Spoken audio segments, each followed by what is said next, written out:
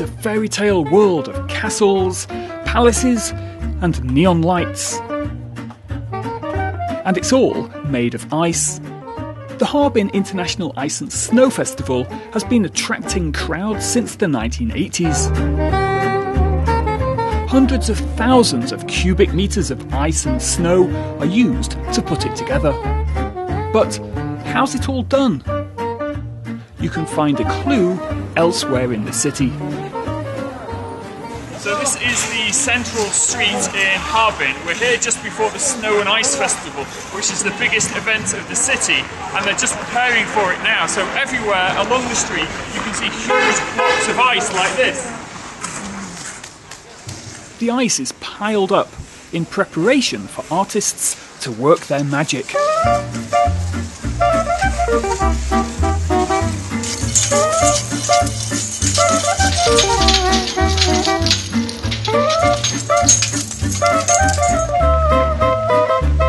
Sir Junqiao used to work in a steel factory. 2 years ago, he quit his job to join his brother and work as an ice sculptor. I followed my brother into ice sculpting. He's been doing it for 4 years. In my previous job, I'd help my brother make ice sculptures during my spare time. I really love making ice sculptures, so I don't want to go back to my previous job.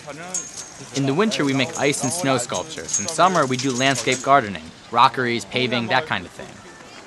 This piece of paper is all they have to work from.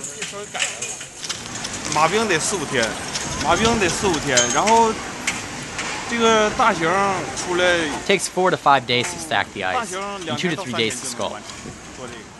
Another artist shows us how they use paint to mark where they want to cut.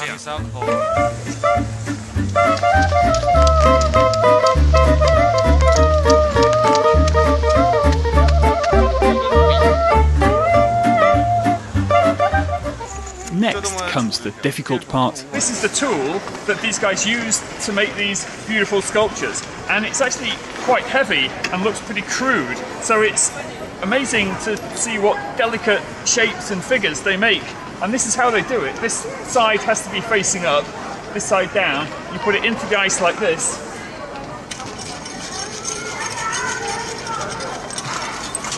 Yeah. No. Oh, you don't do that. Okay. You have to be more forceful.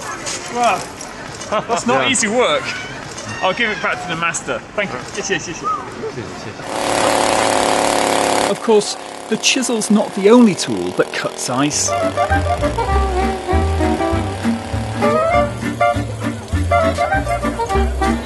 And ice is not the only material you can sculpt with.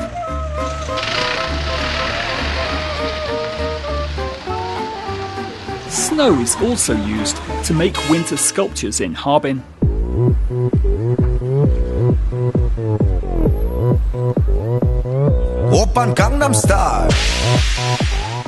The sculpture behind me is absolutely massive. But unlike the sculptures in the town centre, this is not made of ice, it's made of snow. And it was so high, we had to place the camera quite far away to get it in shot. 这咱们看的这个雕塑，这是个惠安少女，福建的。这个是她在海市蜃楼之上，大海这个海市蜃楼，咱很少有人能看得到。然后这个我们这个规划者呢，就想把这个很奇妙、很梦幻的东西在这里展现。那结合了这现在实际是惠安少女对现实生活的一种美好的憧憬。你看她手里那个捧那个鱼，中国象征是年年有余，这是个吉祥、和平这个象征。 Despite the size of the sculptures, it doesn't snow or rain here very often. Harbin's average winter rainfall is just 6.4 millimeters, well below other major cities in the region. So most snow here is man-made. 自然雪没有这个硬度大，这个硬度大，自然雪很散。 我们以前最初的我们刚开始的时候用过这自然雪，因为当时没有这些技术，现在技术越来越先进了。而且要不下雪的时候怎么开雪博会啊？是这样的。Now, if you're wondering how they get so much snow into one place, it's It's easy. They just use one of these. So that's where the snow comes from. But what about all that ice?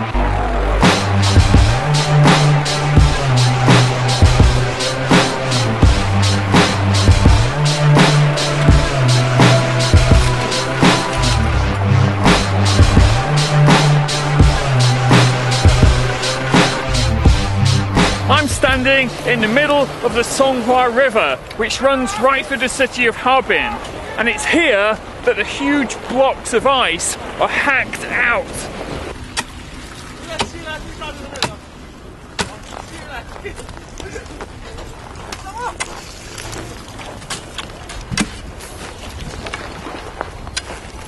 These migrant workers are the unsung heroes of Harbin's Ice Festival.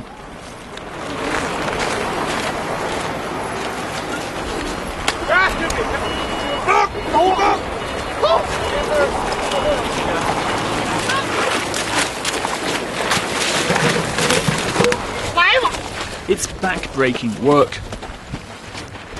In temperatures below -20 degrees Celsius. 应该是有危险，但是他这个打的时间比较长，好几年了，对这有经验，一般情况下没啥太大危险。我这上去，哦，等等等，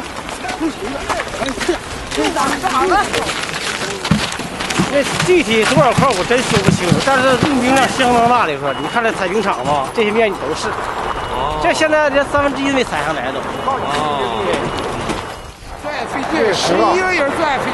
当时些年前都10多天，这个2天，越来越厚，不好转。这个地方。 Once pulled out of the river, the ice blocks are loaded onto trucks, which then drive to our final location.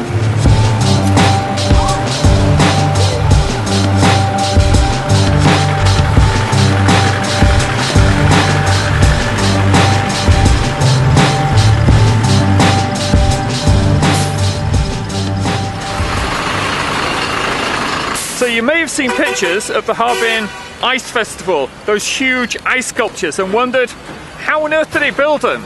Well, the answer is like this.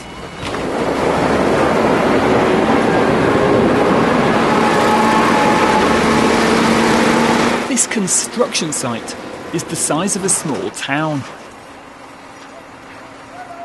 And in just a few weeks, these ice blocks will be part of Harbin's main attraction, the International Ice and Snow Festival.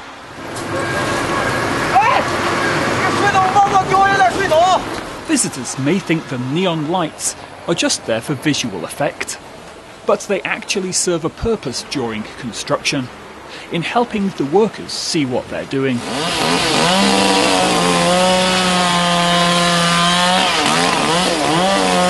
So this is amazing. We're on a construction site, but instead of using sand and cement and bricks, they're using ice. And I'm surrounded here by inquisitive workers who have stopped building just to watch me make a short report.